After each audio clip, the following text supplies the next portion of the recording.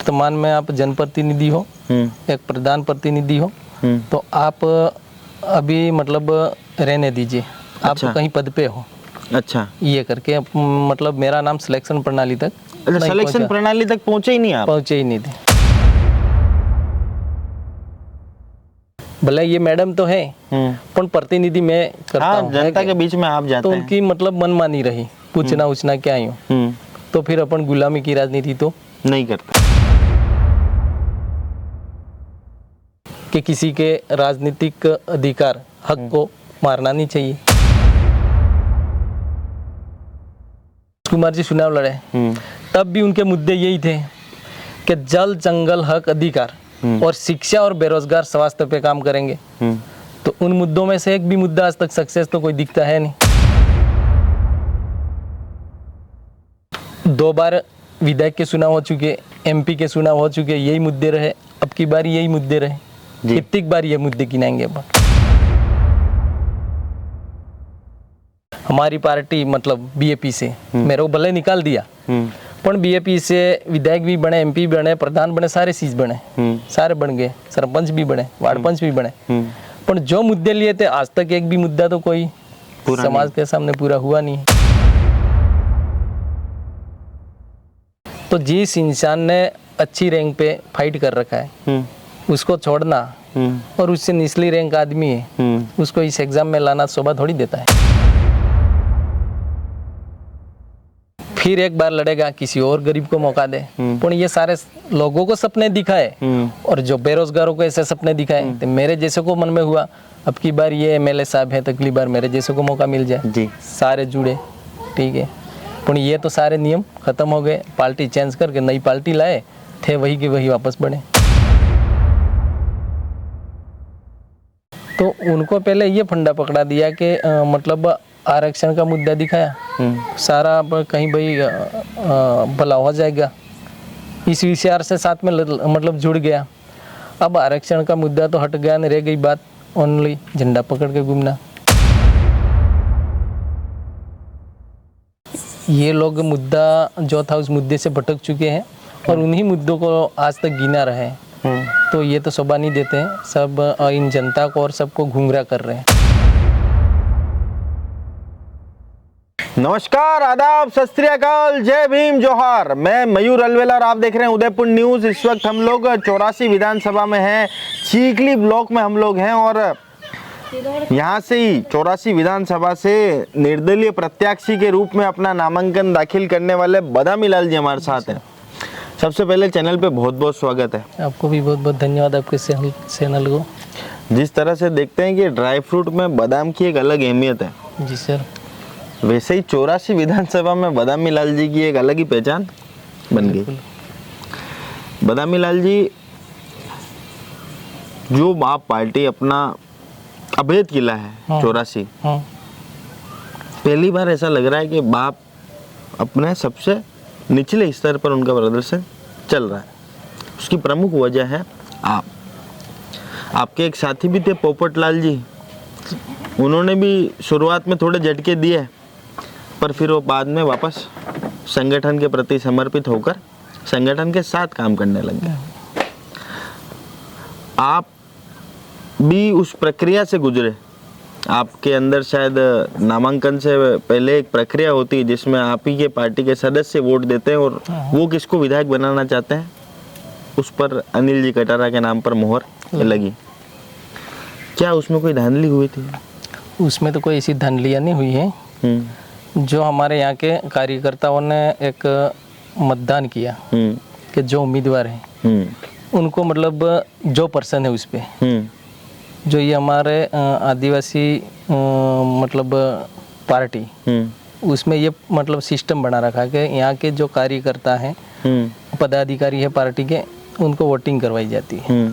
तो उसमें जिसका सिलेक्शन आता है वो सर्वमान्य ये रहता है। जी, आपका कौन सा नंबर आया था उसमें? जैसे ये सिलेक्शन प्रणाली तक मैं नहीं गया था कि यहाँ सबसे पहले उन लोगों ने, आप जो वर्तमान में आप जनप्रतिनिधि हो, एक प्रधान प्रतिनिधि हो, तो आप अभी मतलब रहने दीजिए, आप अच्छा। कहीं पद पे हो। अच्छा, ये करके मतलब मेरा नाम सिलेक्शन प्रणाली तक अच्छा, सिलेक्शन प्रणाली तक पहुंचे ही नहीं आप? पहुंचे ही नहीं थे। उन्होंने कहा कि आपकी वाइफ हाँ, प्रधान है, इस वजह से आप खुद भी जनप्रतिनिधि हो, ये तो आपको जरूरत नहीं है अभी। जरूरत नहीं है, तो मैंने बात भी उनकी मान ली। अच्छा। बिल्कुल सही है। पर फिर बाद में ये क्या होता है कि उनका जो सिलेक्शन प्रणाली द्वारा सिलेक्शन हो जाता है, फिर भी उन लोगों की मनमानी चलती है यहाँ के मुखिया के नाते।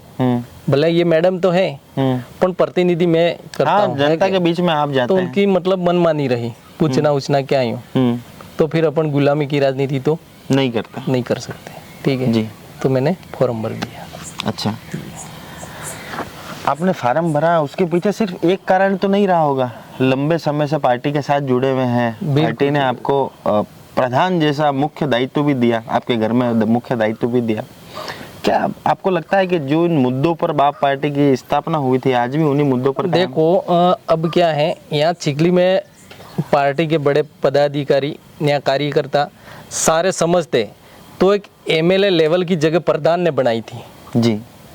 पार्टी की सिस्टम होती है, तो प्रधान को मतलब मौका मिलना चाहिए जी। अब प्रधान को तो छोड़ देते हैं, और कहीं काम मतलब धरातल पे कोई काम भी कहने का मतलब विकास के बारे में कुछ नहीं किया है, ऐसे आदमी को मतलब नोमिनेट करते हैं जी। तो जो हम लोग हमारे जैसे लोग जगह बना के बैठे हैं, दुख तो होता है। हो सके इन समय में हमारा कहीं राजनीति में मतलब लग खुलता हो, तो ये मेरी तरफ से मैं ये मान सकता हूँ कि किसी के राजनीतिक अधिकार हक को मारना नहीं चाहिए।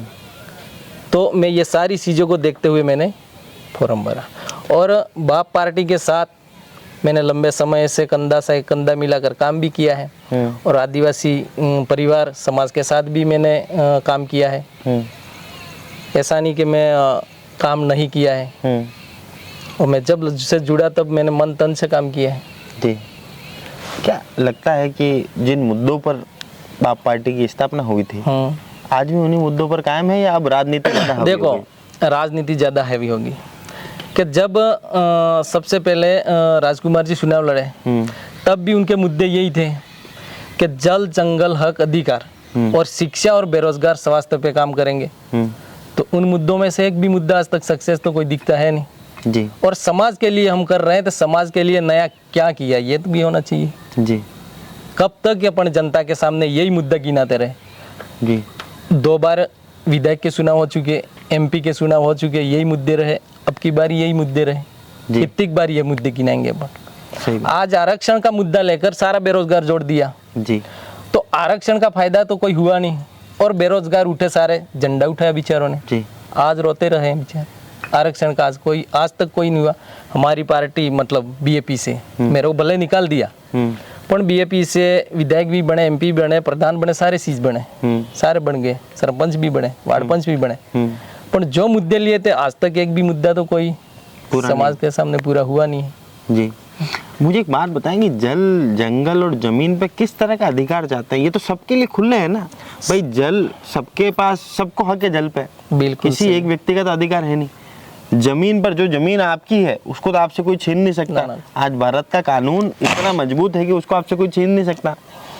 वो समय एक अलग था, जिसकी बात वो लोग करते हैं, जिस वजह से वो डराते हैं, वो समय अलग था ना सर। बिल्कुल अलग था। आज कानून अपने आप में मजबूत है, हर व्यक्ति शिक्षित है, उसको मालूम है उसके अधिकार क्या है, फिर बार बार एक ही चीज पर कंसंट्रेट करना कि जल जंगल जमीन। उसमें क्या है, मतलब जल जंगल सारी चीजें बचाते हैं और बची हुई है जी, पर ये बचाने से समाज का कोई भला होने वाला नहीं है। सबसे पहले शिक्षा पे कुछ परिवर्तन करे तो ही समाज का परिवर्तन और भला हो सकता है। नई टेबल कुर्सियां लेके आए, ये विकास करा है हमने, तो ये तो मतलब विकास की बातें नहीं होती हैं यूँ जी।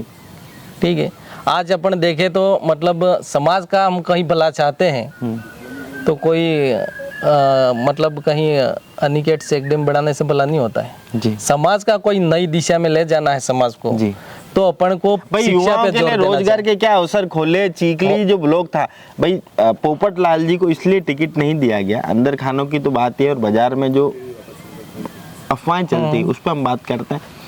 बाजार में कुछ अफवाह ये थी कि पोपट लाल जी को इसलिए टिकट नहीं दिया गया कि चीखली ब्लॉक से किसी व्यक्ति को टिकट देना था, चीखली ब्लॉक से देना था, तो फिर आपको क्यों नहीं दिया? हाँ, यही तो सवाल खड़ा होता है कि भाई चिखली में उन लोगों को देनी थी टिकट, तो पार्टी के सारे पदाधिकारी मुझे जानते थे, ऐसा तो था नहीं। मैं जब से जुड़ा हूँ मतलब 15-16 से, तो उस वक्त से मैं साथ में काम कर रहा हूँ। तो मैंने पहले भी बोल दिया कि लेवल बनाई है, उस आदमी को सिलेक्शन में लाना चाहिए जी। अब मान लो कोई IAS RS का एग्जाम होता है, तो जिस इंसान ने अच्छी रैंक पे फाइट कर रखा है उसको छोड़ना और उससे निचली रैंक आदमी है उसको इस एग्जाम में लाना शोभा थोड़ी देता है जी। नहीं, ये भी है, संविधान ने दे रखा है कि इंसान को राजनीतिक अधिकार भर सकता है, चाहे जनता चाहे वोट दे। अच्छा, किन किन लोगों के अब तक फोन आए, किन किन लोगों ने मुलाकात करने देखो, पार्टी के सबके फोन आए, राष्ट्रीय अध्यक्ष का भी फोन आया, हमें MP साहब का भी आया, सबके फोन आए, पर मेरे को जिसकी मर्जी पड़ी उसके उठाए। नहीं, उन लोगों ने क्या बोला आपको? क्या वो तो मान जाओ, समाज की बात है, आपको अगली बार मौका मिलेगा। कितनों को मौका देंगे अगली बार? हाँ, पोपट जी को भी यही बोल के मनाया। और राजनीति में सबको मौका मिल थोड़ी सकता है। अब आज इन लोगों ने, आज अगर मान लीजिए कि जो आपके सागवाड़ा के विधायक है या आपके पार्टी के दूसरी जगह जो विधायक हैं, वहाँ पर अगर अब कोई दूसरा व्यक्ति जाकर कहे कि मैं चुनाव लड़ना चाहता हूँ, तो क्या पार्टी उसको मौका देगी? और क्या वो विधायक जी उसको वहाँ एंट्री करने देंगे? नो, नहीं दे देंगे जी। नो दे सकते, नहीं दे सकते।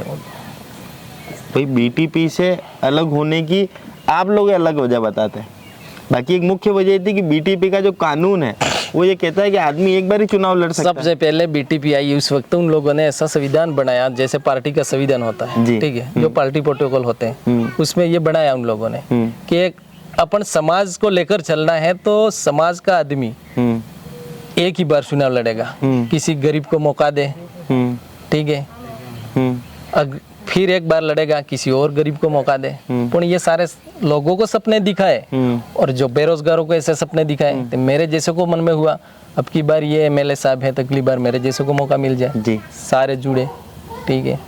पर ये तो सारे नियम खत्म हो गए, पार्टी चेंज करके नई पार्टी लाए थे, वही के वही वापस बढ़े जी।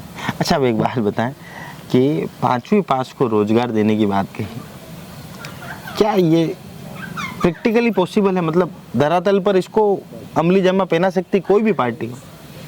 5वीं पास को रोजगार दे सकते? आजकल शिक्षा का स्तर बढ़ चुका है, जहाँ एक समय पे देखा जाए तो यहाँ 5वीं पास आदमी नहीं मिल रहा था, ठीक है। आज के जमाने में देखो तो बहुत बड़ी योग्यता, समाज से कलेक्टर भी हैं, आप ही के समाज से IAS अधिकारी भी हैं, RS हैं, आप ही के IPS ऑफिसर आपके समाज से हैं, तो शिक्षा का स्तर तो बढ़ रहा है ना।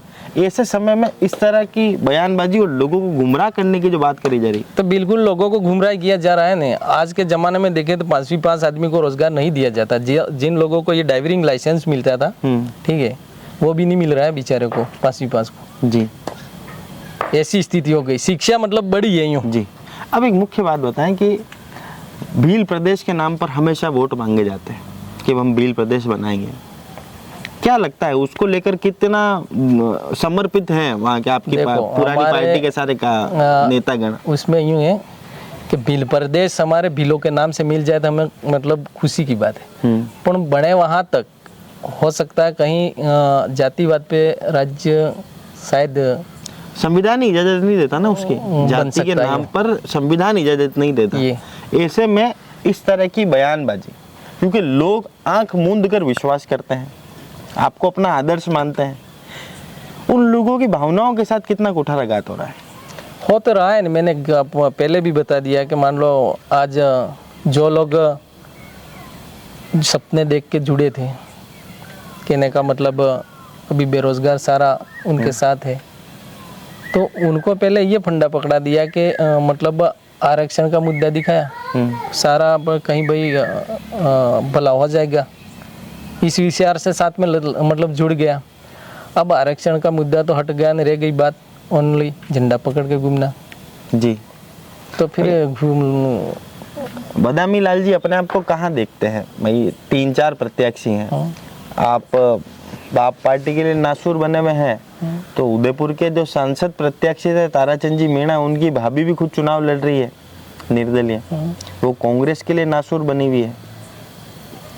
कहाँ देखते हैं अपने आप को, किस पोजीशन पे पाते हैं? कांग्रेस, बीजेपी, बाप, बदामी लाल जी और जो मीणा जी की भाभी हैं, इन 6 में अपने आप को कहाँ पाते हैं? 5 में मतलब किस नंबर पे अपने आप को पाते हैं?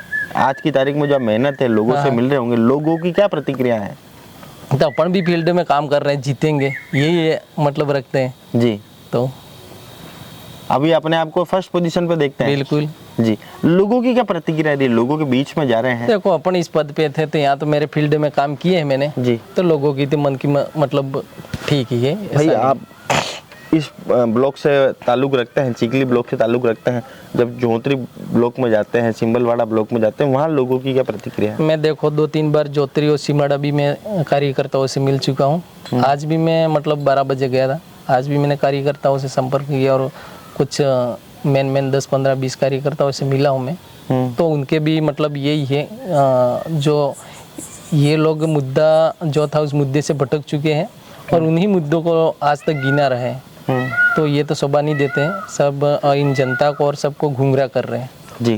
क्या लगता है कि इस बार जो बाप पार्टी से अंदरूनी रूप से नाराज हैं कुछ लोग, बहुत क्या वो सब आपके साथ हैं? बिल्कुल। मैंने हर मतलब कार्यकर्ताओं से संपर्क किया, इस सब ने यही कहा कि आपको मतलब आप हमारे साथ हैं। जी। कुछ बड़े नाम भी साथ में हैं आपके? बिल्कुल जी। आज चैनल के माध्यम से साझा करना चाहेंगे उनके नाम? साझा करें या नहीं करें, ठीक है, मेरे जो ब्लॉक के पार्टी के जो बड़े पदाधिकारी हैं वो आज चुप घेरों में बैठे हुए हैं, कहीं फील्ड में प्रसार वरसार में नज़र नहीं आ रहे और मैं उनसे मिल भी चुका हूँ। तो क्या यही बड़ी जीत मानते हैं अपने आप? बिल्कुल मैं मान सकता हूँ और मुझे विश्वास है दिलाएंगे। जी। मैं उनके लेवल का आदमी, उनके साथ में रहा हूँ आदमी। जी। अच्छा, हमने एक मुहिम चला रखी है, विधायक का चुनाव लड़ रहे हैं, एमएलए का चुनाव लड़ रहे हैं। एमएलए की फुल फॉर्म क्या है सर?